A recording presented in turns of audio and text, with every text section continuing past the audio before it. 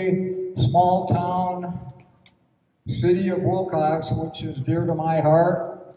And in behalf of the Sulphur Springs Valley Historical Society, the borough's bibliophiles, and the city of Willcox, we welcome you all here. Thanks for making the trip. And I'm so glad that the rain has vacated this event. And my name is Frank Puncer, and I'm a member of both the borough's bibliophiles, the Arizona chapter, and a life member of the Sulphur Springs Valley Historical Society. We've been working on this for about 2.5 years, so thanks for being here.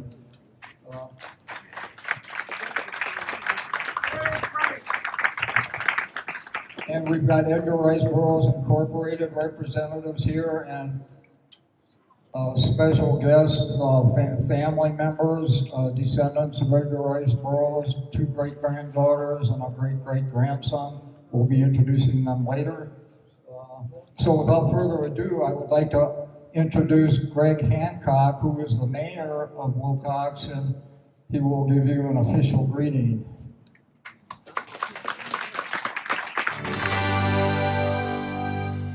Good morning, everybody. I think you, can you hear me? Can everybody hear me?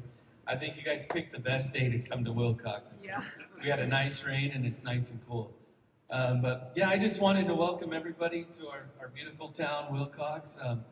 I feel it an honor to be able to be part of this. Growing up, I read all the stories about, Tarzan and the different things that Edgar Rice had written, and I had no idea a lot of his inspiration came right from my backyard. So, it's an honor to be part of this. And as many of you know, he stepped right off the train right here at this depot and headed towards Fort Grant. And so it's kind of a neat experience to know that he was here and we get to experience this. But again, I just want to, on behalf of the city of Willcox, I want to welcome everybody here. And I hope you enjoy our town, our restaurants, and our hotels, and all the scenery. There's many great places to look to see up towards Fort Grant. So I hope you again enjoy your time. Thank you. We are here today to honor Edgar Rice Burroughs' military service in the 7th Cavalry, as well as all the troopers, Apache Scouts, Buffalo soldiers who served with him at Fort Grant. And I'm very honored to be here myself. This is a great honor for me. And next up is Kathy Klump, the president of the Sulphur Springs Valley Historical Society. And she made an important historical discovery just within the last few weeks here, and she will tell you about that now.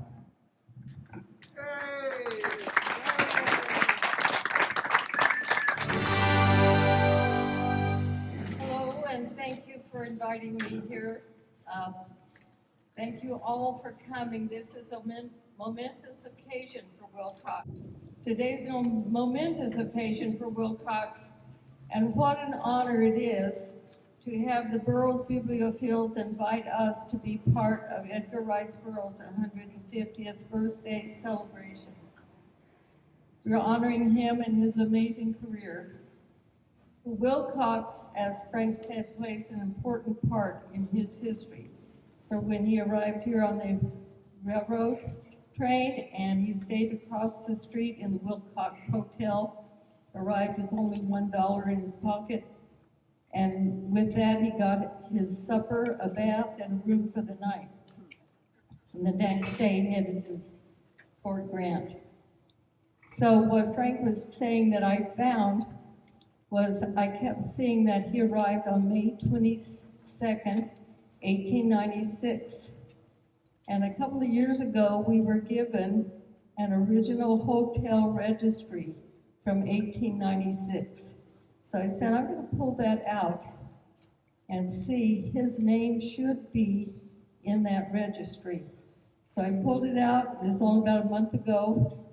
And sure enough, I found his signature where he signed in at the Willcox Hotel. So we have his original signature on the registry, and that is on display at the Elks Club. You'll come over there later.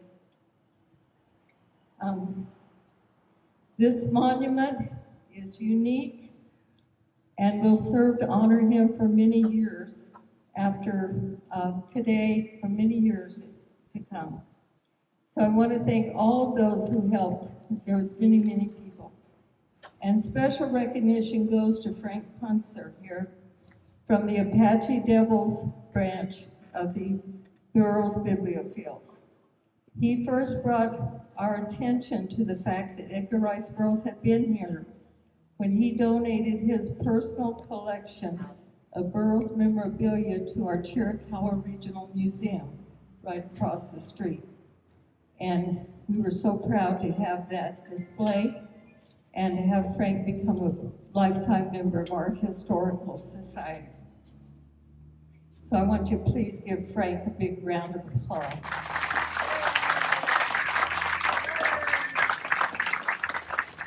So we invite you to visit our museum and be sure and come over to the Elks Club to hear the speakers. And there's lots and lots of books and memorabilia over there that I'm sure you will enjoy seeing and have the opportunity to get some for yourself. So please join us later on at the Elks Club. Thank you. But I'd like to introduce to you now my very good longtime friend and editor of the Burroughs Bulletin, Henry G. Franke III, Colonel, United States Army, retired. He's going to tell you all about Burroughs and his cavalry service. Henry?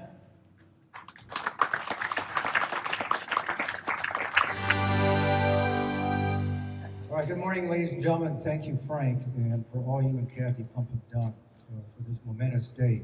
First, may I ask if there's anyone in the audience or speakers that have served or are still serving in the armed forces? If you could raise your hand or stand up.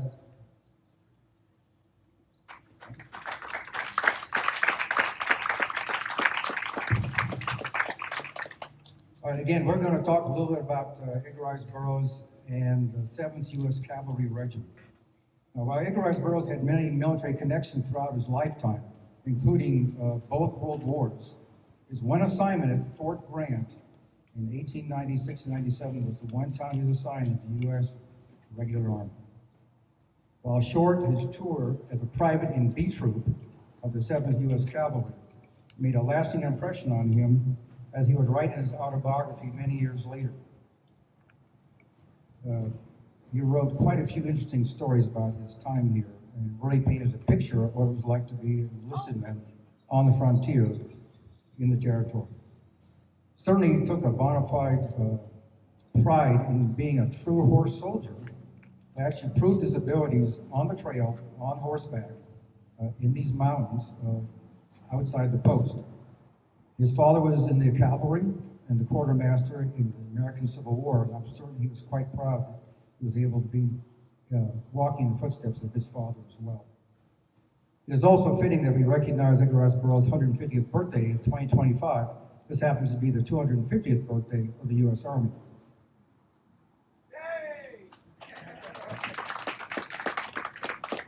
Now, while today the 7th Cavalry is most recognized in the public because of its defeat in the 1876 Battle of the Little Bighorn under the command of George Armstrong Custer, the many movies and documentaries that attempt to describe what happened on the battlefield and the events leading up to it, as well as the sound of the regiment's famous song, Gary Owen.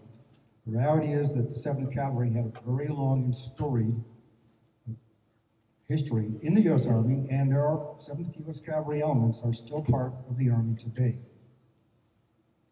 To expand the regular Army's structure after the American Civil War, in 1866, Congress passed an act that established, among other things, 4 new cavalry regiments, and the 7th was one of those regiments.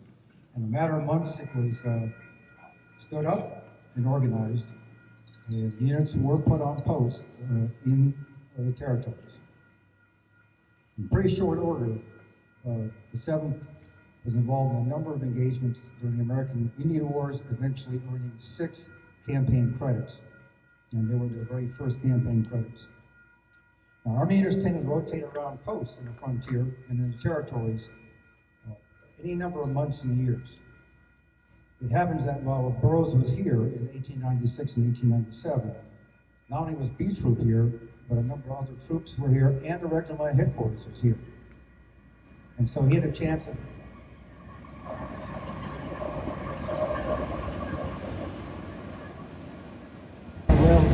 train go by.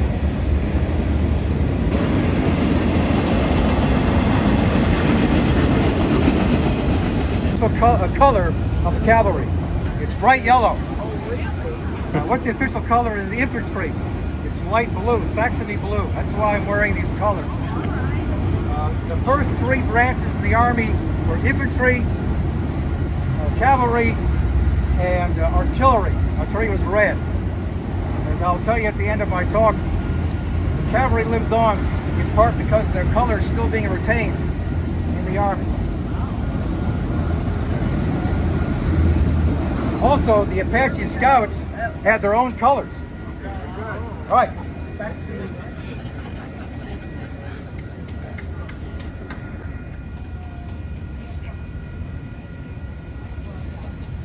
All right, the autobiography of Edgar Rice Burroughs will be published in a matter of months, and you'll be able to read a full accounting of Burroughs' time from his perspective, with his special brand of humor, serving at Fort Grant. While he did have comments to say about regimental officers and doctors and some of the enlisted men, the reality is that he was very respectful of Apache Scouts that he served with at Fort Grant, and with Buffalo soldiers in B Company, the 24th U.S. Infantry, who happened to have been stationed during the first half of his time at Fort Grant. It also happens that the 24th Infantry had its roots in the same 1866 Congressional Act that established the 7th Cavalry. Now, Camp Grant was established in 1873. It was renamed Fort Grant in 1879, and the Army abandoned it in 1905. Before then, the 7th Cavalry units were already gone, and it moved on to other assignments and stations around the country and the world. It served in Cuba, the Philippines-American War, and Mexican punitive expedition. In the 1920s, it was assigned to the 1st Cavalry Division, which is currently stationed at Fort Hood, Texas, where parts of the unit still are assigned to the division. The regiment fought in the Pacific Theater in World War II. It served in the occupation of Japan for 5 years and then fought in the Korean War. It was part of the breakout of Pusan going north after the landing. Burroughs may have even tracked the combat activities of 7th Cavalry units in the Pacific during World War II because he was a war correspondent on 3 tours in World War II. In 1957, different units of the 7th Cavalry were dispersed around the Army. The Army is a believer in lineage, so 7th Cavalry units continue on unbroken from its inception. It served with distinction in the Vietnam War, the Gulf War, the Iraq War, and the Afghanistan War. When I was assigned to Korea in the 2nd ID in 1982 and 1983, the 4th and 7th Cavalry was the Air Cavalry Squadron. That was the division's eyes and ears and attack options by air while I was there. So I actually worked with the 4th and 7th Cavalry officers and NCOs, and it was truly an outstanding unit. I've often wondered what Burroughs would have thought about a 7th Cavalry unit that was armed with reconnaissance and attack helicopters, armored personal carriers and main battle tanks, and tracked border carriers, still fulfilling the mission of a cavalry unit. The cavalry was abolished as a separate branch in 1950 and consolidated under the armor branch. But the cavalry lives on, as I mentioned. Their official color of yellow, which was established back in the 1830s and officially given to them in 1855, was adopted by the armor branch. And so all regimental level colors that are cavalry armor still are a bright yellow, as you saw today. Also, the armor branch adopted the cavalry's official birth of December 12, 1776. Today, Burroughs is listed in histories of the 7th Cavalry Regiment as one of its most famous members. It is appropriate that this monument that's going to be unveiled today honors both Edgar Rice Burroughs and the 7th Cavalry Regiment. Thank you. Thank you so much, Henry Franke, for that enlightening introduction to Burroughs and his military service. At this time, I'd like to introduce my special guest for this event. His name is Jeffrey J. Marriott. He's an author. He's written 1,001 stories, including one called Tarzan and the Tarzan and the Forest of Stone. What a time for my memory to slip. I read the book when it came out, and I enjoyed it very, very much. And I have to say now that writers have always been my biggest heroes ever since I was a little kid. And the classics illustrated comic books that I used to read, they always had a page with a picture of, James Fenimore Cooper or Ralph Waldo Emerson or whoever the author might be. And then along came Edgar Rice Burroughs, which solidified my love of writers and their works. And there's a lot of writers here today, that's for sure. And one of them is my special guest of honor, Jeffrey J. Marriott. I'd like to have him step up right now.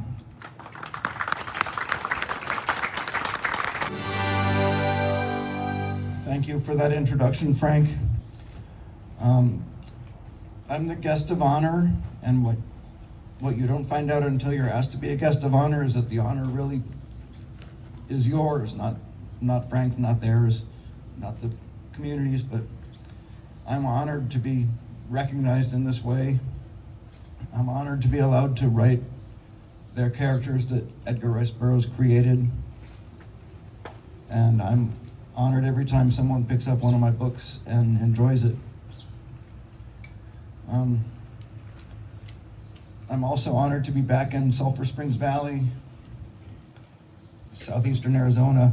I lived at the other end of the valley, in the south end, about 9 miles north of Douglas, Arizona, a border town, for 10 years. And of all the places I've lived, 3 different countries, 4 different states, the Sulphur Springs Valley is my favorite. I should mention the Klump family. Kathy Klump is one of the first families of the Sulphur Springs Valley. Great ranching family in the community. And it's just a wonderful thing to be invited here to see all of you and to meet the family members of the great Edgar Rice Burroughs and to share my love of his work with other people who love it. Thank you.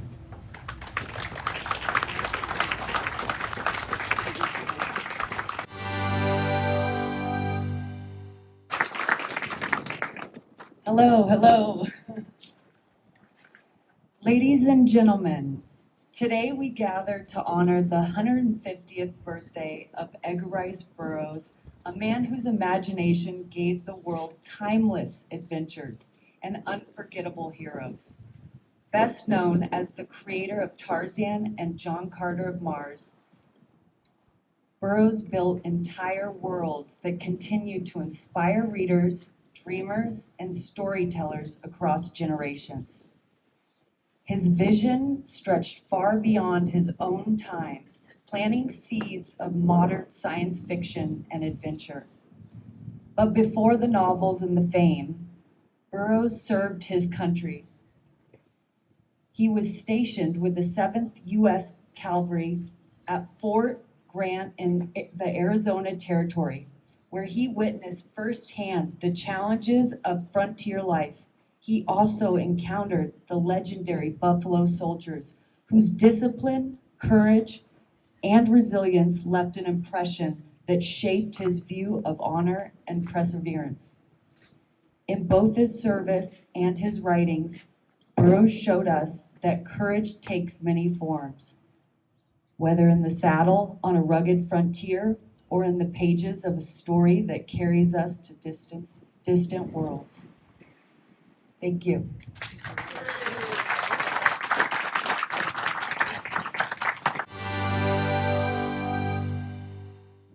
Well, Lana, that was beautiful, and you're a tough act to follow, let me say. Good morning, Willcox and friends. My name is Kate Bonneau. You'll sometimes see it, Kathy. I prefer Kate, but I answer to both. And my son Aaron and I are so happy to be here today. Thank you to the Sulphur Springs Valley Historical Society and Kathy, the Apache Devils chapter of the Burroughs Bibliophiles, and the city of Willcox and the generous donors that made this special occasion possible. This is such a special honor to remember the early days of my great-grandfather. Though my great-granddad's time in Arizona was short, the frontier imagery, the sense of danger, the clash of cultures lingered in his imagination. These themes of survival with hostile environments and clashes between civilizations and heroic endurance are all traced back in part to his formative experiences here in this Arizona territory. From an early age, my grandfather wanted to serve country first as a cavalryman. And then after the attack on Pearl Harbor and witnessing the chaos firsthand, he was called to serve his country again and volunteered as a war correspondent during World War II. I know Henry had mentioned he also served in World War I as well. Here in Willcox, we honor the Arizona roots of a man whose courage, resilience, and love of adventure shaped his journey from cavalryman to cultural icon. Thank you so much for being here today and being part of this very special dedication and celebrating his 150th year birthday. Thank you so much.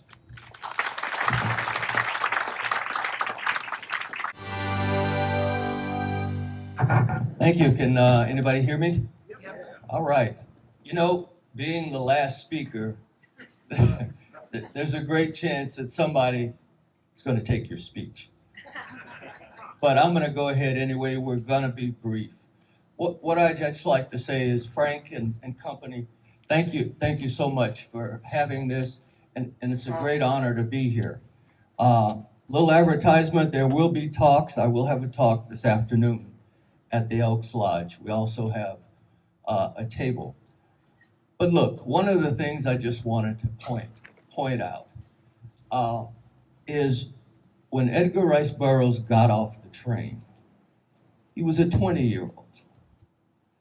And all of you out there who've ever had or are going to have a 20-year-old, their brains are not set. Their brains are open, okay?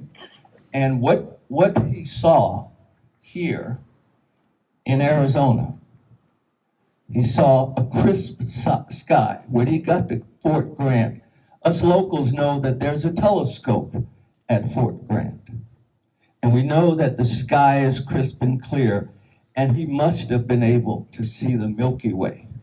He must have been able to see the stars and even the planets.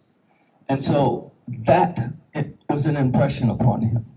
He also, when he got here, he landed in a place with hardened soldiers that in fact were secretly or otherwise getting ready to mount a battle with the Spanish-American War. He also ran into legendary, if not mythical, ideas about the Apache warriors. So all this came into his head at 20 years old.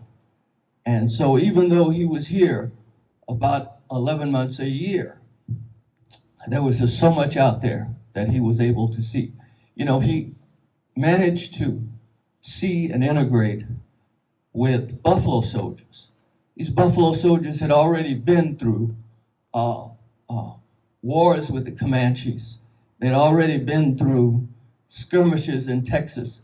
They'd already chased Geronimo and Victoria. And so when he came and talked to them, he talked to what must have been very impressionable people. And so we'd like to just share and identify that when he came and his being here was in part an inspiration for what he came to do later. And that's all really I have to say. So let's get on with the ceremony. Thank you. She did. I want to mention a little story about how about the boulder that forms the monument that the plaque is set into. Her son Stephen Klump owns a business about a mile down Maley Street here. But Stephen came up with the idea of using an actual boulder, and I liked that when I heard it. I said, that sounds great.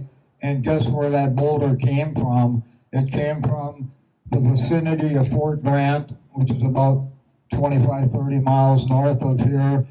And when I asked him how close, he said within a stone's throw of Fort Grant property. So this rock was partially underground, part above ground. And I asked Stephen, and he said, Burroughs rode by that all the terrain around Fort Grant, at least when he rode the stage in and when he rode the stage back out, when he was separated from the army. So his eyes would very likely have been roaming over the landscape, which means Edgar Rice Burroughs his eyes may very well have wandered over this very boulder that we used for this plaque here. So I want to especially thank Stephen Klump for his idea of a boulder and for actually doing the work of getting it down here from the Fort Grant area. And then he had to get some special tools to work the boulder to get it flat enough to accept the plaque. So thanks a lot to Stephen Klump and the whole Klump family, which is the Klumps are kind of they go. How far back do your family go here, Kathy? 1904. What? 1904. 1904. The Klumps go back here. So anyway, we're ready now to unveil the monument, which is why we're here. And I would now like to ask Kate Bonneau, Lana Jane Burroughs, and Aaron Spain to come up and actually remove the tarp from the monument. Do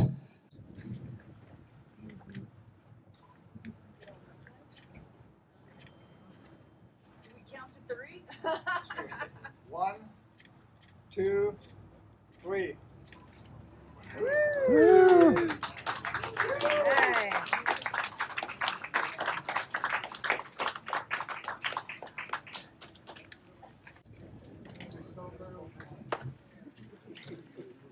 Thank you, ladies, for doing that.